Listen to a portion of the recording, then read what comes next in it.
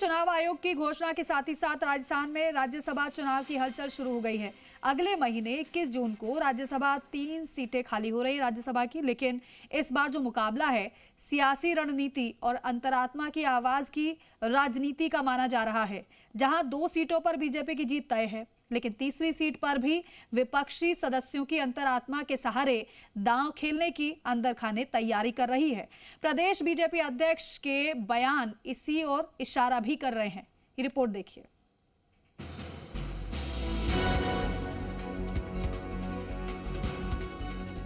राजस्थान में 21 जून को राज्यसभा की 3 सीटें रिक्त होने जा रही हैं। इन चुनावों के लिए निर्वाचन आयोग ने कार्यक्रम जारी कर दिया है। खाली हो रही सीटों में बीजेपी सांसद राजेंद्र गहलोत और केंद्रीय मंत्री रवनीत सिंह बिट्टू और कांग्रेस सांसद नीरज डांगी का कार्यकाल पूरा हो रहा है। समीकरणों के हिसाब से बीजेपी के पास 2 सीटें जीतने लायक संख्या है, तो कांग्रेस 1 सीट आराम से निकाल सकती है। लेकिन इस बार बीजेपी सिर्फ 2 सीटों तक सीमित नहीं रहना चाहती। पार्टी ने तीसरी सीट के लिए भी आंखें गड़ा दी है। जानकार सूत्रों के अनुसार बीजेपी ने अंदर खाने पूरी रणनीति तैयार कर ली है। पार्टी हर सीट के लिए 3 नामों का पैनल बना रही है और सबसे दिलचस्प बात यह है कि भाजपा अंतरात्मा की आवाज के जरिए तीसरी सीट पर भी दांव खेलने की तैयारी में है।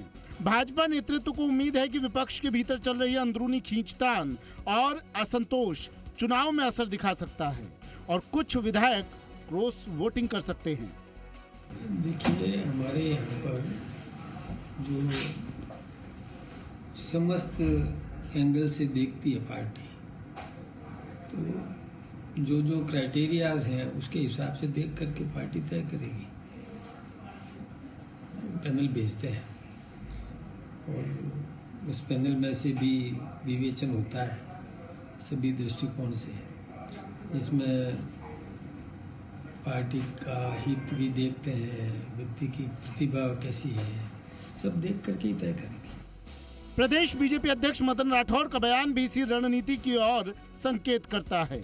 उन्होंने पंडित दीनदयाल उपाध्याय का उदाहरण देते हुए कहा कि आज हमारा विरोधी कल हमारा प्रशंसक बने, आज हमारा प्रशंसक कल हमारा मतदाता बने, आज हमारा मतदाता कल हमारा कार्यकर्ता बने और आज हमारा कार्यकर्ता नेता बने।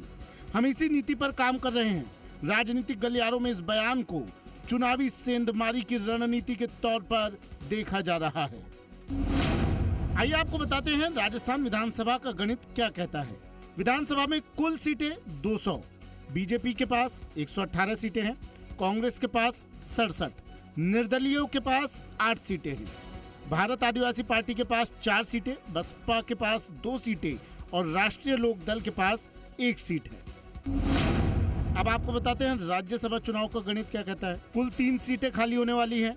1 सीट जीतने के लिए 51 वोट चाहिए, 2 सीटों के लिए 102 वोट चाहिए। बीजेपी के पास 2 सीटों के लिए पर्याप्त संख्या है। कांग्रेस के पास 1 सीट जीतने लायक संख्या है। हालांकि अगर विधानसभा का पूरा गणित देखें तो फिलहाल ऐसी स्थिति नजर नहीं आती जहां बड़ी क्रॉस वोटिंग हो सके, क्योंकि राज्यसभा चुनाव में वोटिंग ओपन बैलेट से होती है। लेकिन राजस्थान की राज्यसभा राजनीति सिर्फ आंकड़ों का खेल कभी नहीं रही।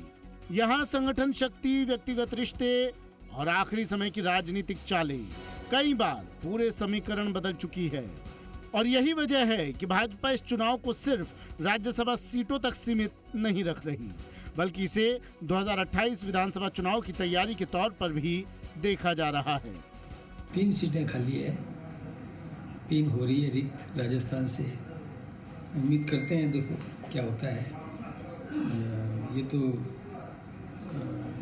विवेक पर निर्भर करता है, बाकी लोगों का क्या होता है। विपक्ष तो बिखरा हुआ है, वैसे अभी विपक्ष एकजुट नहीं है।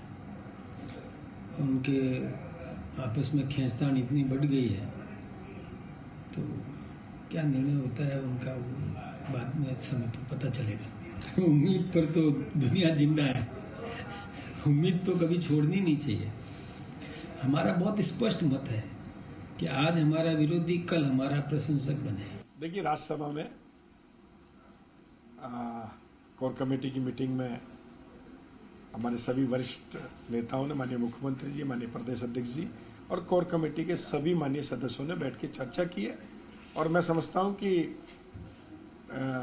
तीनों सीटों पर हम रणनीति बना रहे हैं और 2 सीट तो हमारी पक्की है और हमारा प्रयास रहेगा कि तीसरी सीट पर भी हमारा भारतीय जनता पार्टी का ही उम्मीदवार जीते। बीजेपी का दावा है कि कांग्रेस इस समय अंदरूनी कलह से गुजर रही है। हालांकि बीजेपी साथ ही ये भी कहती है कि वो किसी तरह की राजनीतिक तोड़फोड़ नहीं करती, लेकिन अगर कोई उनके साथ आता है तो उसका स्वागत जरूर है। राजस्थान में राज्यसभा की 3 सीटों पर चुनाव की घोषणा हो चुकी है। बीजेपी ने ये कहकर सनसनी फैला दी है कि तीसरी सीट पर भी उनकी निगाहें हैं। देखना ये होगा कि बीजेपी सिर्फ एक विपक्ष पर मनोवैज्ञानिक दबाव बनाने की रणनीति के तहत ये घोषणा कर रही है या फिर किसी निर्दलीय या अन्य उम्मीदवार को उतारकर चौंकाने की कवायद में। कैमरामैन पवन के साथ विष्णु शर्मा, जी मीडिया।